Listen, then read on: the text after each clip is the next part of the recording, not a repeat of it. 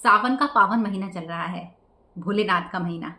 ऐसे में सभी लोग शिव जी को जल चढ़ाते हैं। आपके दिमाग में ये विचार आया है कि भोलेनाथ के ऊपर जल ही क्यों चढ़ता है?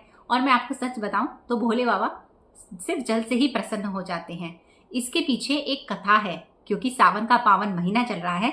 कथा जानना या कथा समझना हम सभी के लिए अति आवश्यक है। वीडियो को स्किप बिल्कुल भी ना करें, कथा को पूरा सुने और भक्ति मार्ग पे चले।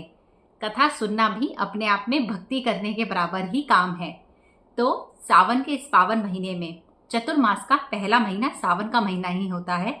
शिव जी पूरे एक महीने तक सृष्टि के पालनकर्ता के रूप में भी काम करते हैं। साथ ही भोले बाबा के ऊपर सिर्फ जल चढ़ाने से ही भोले बाबा प्रसन्न हो जाते हैं। कभी आपके दिमाग में आया कि सिर्फ जल से कैसे प्रसन्न हो जाते हैं? तो आओ मैं आपको ले चलती हूँ एक पौराणिक कहानी में। कथा एक ऐसी कथा, याद करिए, समुद्र मंथन के समय में। जी हाँ, जब समुद्र मंथन हुआ था, एक तरफ देवता थे और एक तरफ राक्षस थे, और समुद्र में से सबसे पहले निकलने वाली वस्तु विष थी, जहर। वो जहर इतना जहरीला था कि उससे पूरी सृष्टि मानो खत्म ही होने वाली हो। सारे के सारे देवता और राक्षस गण एक होकर उस समय विष्णु जी और ब्रह्मा जी से बोले कि बताइए इस विष का हम क्या करें। तब ब्रह्मा जी ने उपाय समझाया कि यह विष जो है उसको सिर्फ और सिर्फ भोलेनाथ ही खत्म कर सकते हैं। आप भोलेनाथ के पास जाइए। तब सब लोग मिलके भोले बाबा के पास यानी शिव भगवान के पास पहुंचे। शिव भगवान ने सबकी बात सुनी और उस विष को खुद धारण करने का निर्णय लिया। लेकिन सच बताऊं तो विष इतना ज्यादा जहर था, विष में इतना ज्यादा जहरीलापन था कि उसे पीने वाला अपनी शक्तियां खो देता। तो भगवान ने क्या किया, उसे अपने कंठ में यानी कि यहाँ गले में, जिसकी वजह से बाबा को नीलकंठ, क्योंकि जहर की वजह से उनका पूरा गला नीला हो गया था, तो उन्हें नीलकंठ भी कहा जाता है। तो उन्होंने उस जहर को, उस विष को अपने गले में ही धारण कर लिया, उसे नीचे तक नहीं उतरने दिया। लेकिन वो जहर सिर्फ जहरीला ही नहीं था, उसमें से तेज लपटें जैसी निकल रही थी। लेकिन जब शिव भगवान ने उस जहर को पिया और अपने गले के अंदर रोका, तब भगवान के शरीर में से ज्वालाएं प्रकट होने लगी। बिल्कुल जैसे धुआं निकलता है, ज्वाला निकलती है, ऐसे उनके पूरे शरीर में से ज्वाला निकलने लगी। तब सारे लोगों ने ब्रह्मा जी से कहा कि ये इनके साथ क्या हो रहा है, बताइए।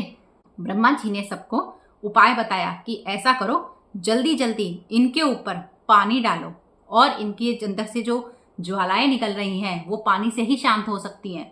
लेकिन ज्वाला बहुत ज्यादा तीव्र थी, जिस तरह से कहीं आग लग जाए और फायर ब्रिगेड का पानी भी कभी कभी काम ना आए, उस तरह से भगवान शिव के अंदर से बहुत ज्यादा ज्वाला निकल रही थी विष की वजह से। सभी देवता और जो दानव यानी कि जो राक्षस थे, वो सबके सब भगवान के ऊपर जल्दी जल्दी जलाभिषेक करने लगे, यानी कि पानी डालने लगे। पानी डालते डालते काफी लंबा समय बीत गया था। जब काफी लंबा समय बीत गया, तब जिस तरह से हम जब पानी डालते हैं और जब भाप बन के वो उड़ता है, इस तरह से भगवान के शरीर में से पानी तुरंत की तुरंत उड़ने लगा। लेकिन कुछ समय बाद पानी डालते डालते भगवान के अंदर की जो ज्वालाएं थी वो खत्म होने लगी और भगवान को पसीना आने लगा। इस तरह से भगवान शंकर ने सभी लोगों से कहा, जबकि यह विष भगवान ने लोक कल्याण के लिए ही पिया था, लेकिन भगवान शंकर ने सभी लोगों से ये कहा, जिस तरह से जल डाल के आपने मेरे कष्ट को हरा है, मेरे कष्ट को खत्म किया है, उसी प्रकार आने वाले कलयुग में और आने वाले समय में जो भी मेरे ऊपर जल अर्पित करेगा, उसके सारे कष्ट और दुख मैं खत्म कर दूंगा।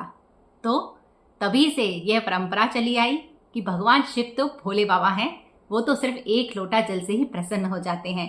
लेकिन वाकई जल उनके ऊपर डालने की असली वजह यही है कि विष की वजह से जो ज्वालाएं उनके शरीर में से प्रकट हो रही थी, उसको शांत करने के लिए ही पानी का इस्तेमाल या जल का इस्तेमाल उस समय किया गया था, और तभी से ये रीत चली आ रही है।